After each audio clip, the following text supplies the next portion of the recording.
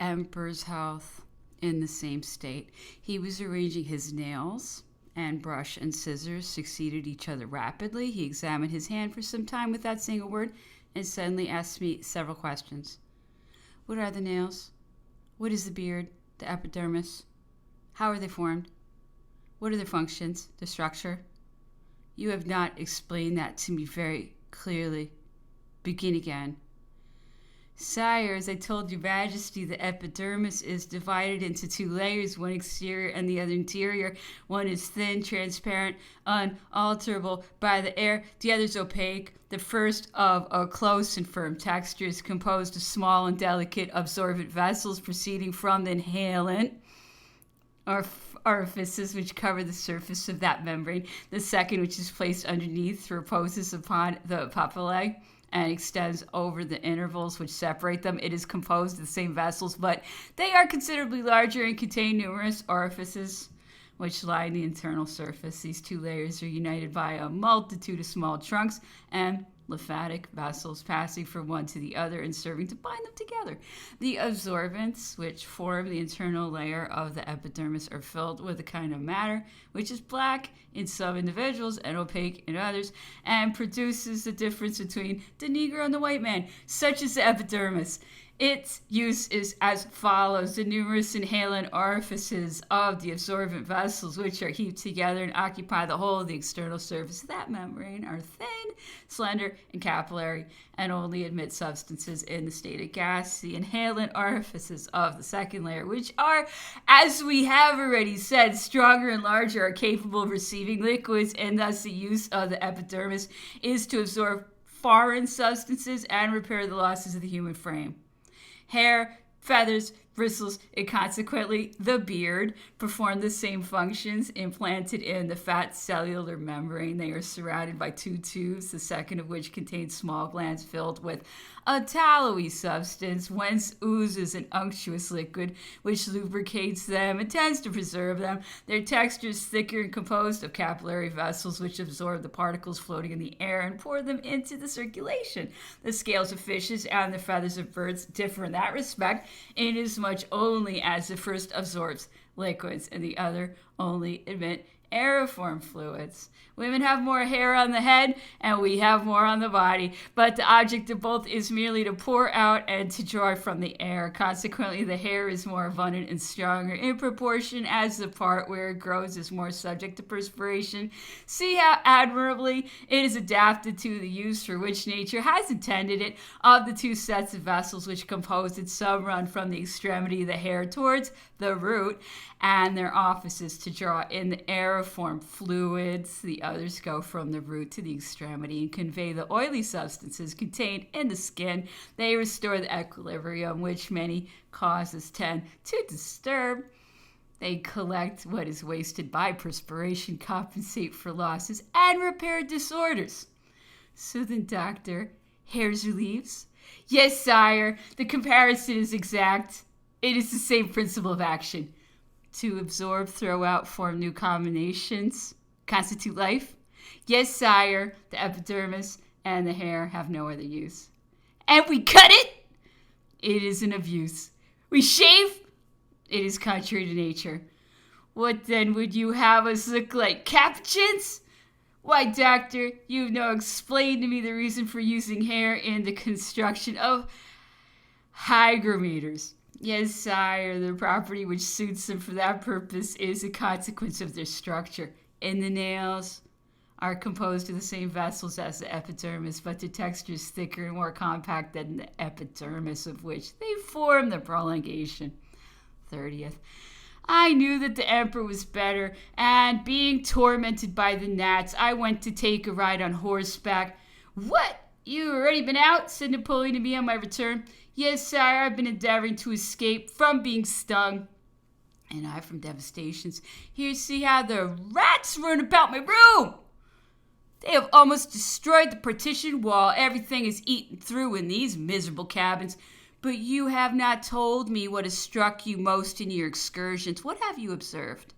A few plants and shrubs, steeps and ravines, nature in convulsion. But sire, after having doubled them under, well, The project expands and you perceive Jamestown. And a fine prospect it is. A few wretched hovels overhung by rocks squeezed up between mountains as if they were to be smashed by them. That renders the point of view more picturesque. Picturesque indeed. About 100 cabins built of mud and stone scattered about the bottom of a ravine, military posts, a hospital, and a church in keeping with the rest. Such is the romantic picture. But Plantation House? It is the oasis of the desert.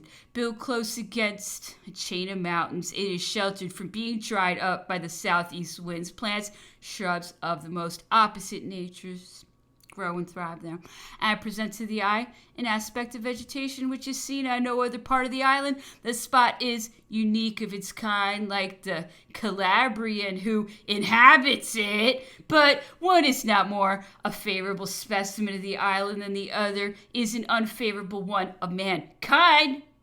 There are places worse than, no, there are none like what we are. No shade, no verdure. We have only a few gum trees, and they are mutilated. The wind has bent them in the direction in which it blows. At the height at which we are, 2,000 feet, vegetation and life cease. British magnanimity had its motives for hoisting me up here. But sire, I know it. A few vegetables escape from the baneful influence of this spot, but we cannot draw from them a conclusion respecting us. They are more hardy and vivacious, exposed to fewer chances. That was well known, and it was equally so, that men cannot live long in regions where the vegetation of plants is weak and slender.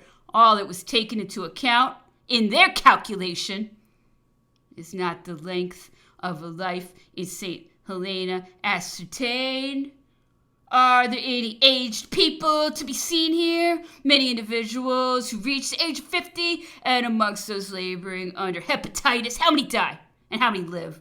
Anxiety, sufferings, a prolonged state of moral nullity is the lot of the most fortunate. How should they recover? They inhale the air, and each breath is like the wound of a pin which cooperates to hasten their destruction. Such were the intentions of noble England when she treacherously ensnared me, and such the novel manner in which she perpetuates destruction.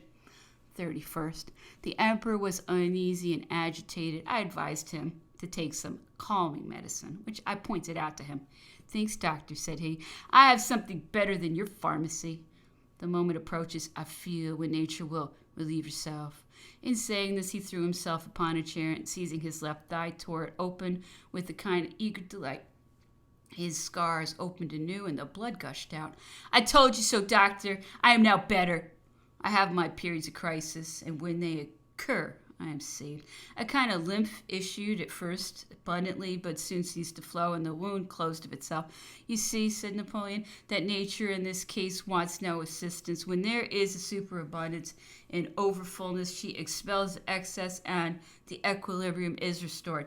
This singular phenomenon excited my curiosity. I inquired into every circumstance connected with it, and ascertained that it was of regular occurrence, and dated from the siege of Toulon. The emperor, who was then only a colonel, commanded the fire of the battery when a gunner fell dead by his side. He took up the rammer, loaded and fired the cannon, and being in a state of perspiration, imbibed the infection of the itch with which the soldier was covered.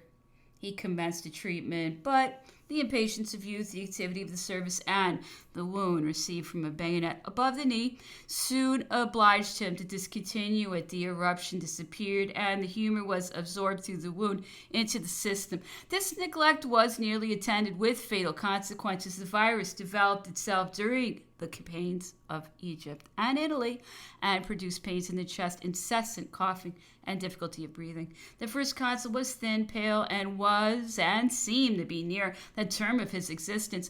All around me, said Napoleon, beset me then with representations upon my difference, but as it did not impede the march of affairs, I took no notice of what they said. At last, however, their solicitations became so pressing that I consented to take the advice of a physician. Digenet was proposed to me, and being indifferent as to the choice of one, I accepted him. but he entered into so long a dissertation and prescribed so many medicines that I remain convinced he was a mere talker on the profession and imposture, and I did nothing. The importunities commenced again. I yielded once more, and Corvisart was brought to me. He was blunt, rough, and impatient, and scarcely leaving me time to give him an account of my state of health. He said, "Your complaint is nothing. It's an eruption which has passed into the system, and which we must bring back to the skin. A few days' blistering will do it." He accordingly applied 2 blisters on the chest, and the cough disappeared. I became stout. My energy returned, and I was able to bear the greatest fatigue. The sagacity of Corvisart delighted me.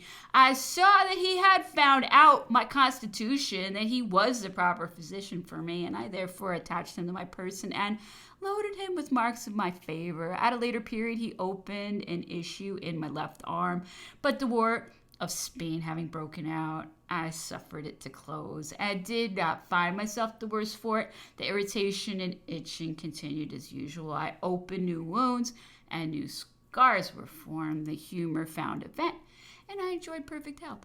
The emperor's health was now reestablished. He slept, bathed, walked, and led his usual life. I often accompanied him into the garden. He spoke of his campaigns, and I spoke to him of Corsica, and endeavored to suggest topics of conversation that were pleasing to his mind. One day, after having spoken at considerable length about the troubles of that unfortunate country, he gave me an account of the services rendered by Cervoni, the supplies furnished by Arena, and the extortions the latter had been guilty of, and of the intrigues in which Moltedo had shared. My unexpected return from Egypt had disconcerted him. The prisons were full, the parties in presence of each other, the patience of the public exhausted.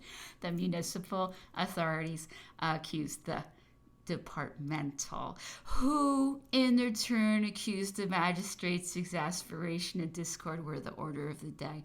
Contrary winds drove us from the coasts of France. We sought refuge near those of Corsica, reached Ajaccio, and anchored in the bay. The public bodies and the whole population immediately ran to the seaside. Everyone was anxious to see me and called upon me to land. The acclamations increased every moment. The leaders were upon thorns. They, however, summoned up courage. The Board of Health assembled and decided after long discussion that I could not land. "Express to him, at least," said Barberi, who presided at the board, "how very painful this decision is to your feelings, and let us go and congratulate the general upon his victories. He has well deserved that mark of respect." This proposal was agreed to, a vote was taken, and they directed their course towards the frigate La Miron. The sailors threw out ropes. Barberi got on board the first, and others followed him. I was then invited to land. I had no suspicion that the president took advantage of the circumstance and exceeded his powers. I thought the invitation unanimous, accepted, and landed with all my suite. I was received as a man is sometimes received by his countrymen. Acclamations resounded in all directions. The troops were under arms, poor miserable objects. They had neither shoes nor clothing. I asked where the chest was, but no money had been paid into it for 7 months, and the paymaster had made advantages and raised upon his own bond 40,000 francs, which he had distributed amongst the different corps in order to ensure the subsistence of the soldiers and to satisfy the innkeepers who refused to supply the officers. I felt indignant at this disordered state of affairs, and having collected all the money I could dispose of, I ordered the arrears of pay to be paid up, and that the appearance of the troops should no longer excite compassion. In the evening there was a ball and illuminations. The poor vied with the rich in demonstrations of joy. Kind-hearted inhabitants of Ajaccio, I shall never forget your reception. The excellent Barberi had sent me notes and newspapers. I know how Corsica and France were situated, and had an idea of the state of parties. A gondola manned by 14 chosen sailors was to follow my frigate, so that I could overtake the swift sailing vessels sent to Toulon and escape from the English cruisers who were on the lookout. The next morning I received the congratulations of the civil and military authorities. I praised some, treated others with severity, and intimidated the department. The prisons were thrown open, some vacant situations filled, doubt and mistrust vanished, courage returned, and in 4 days order, peace, and confidence were completely restored.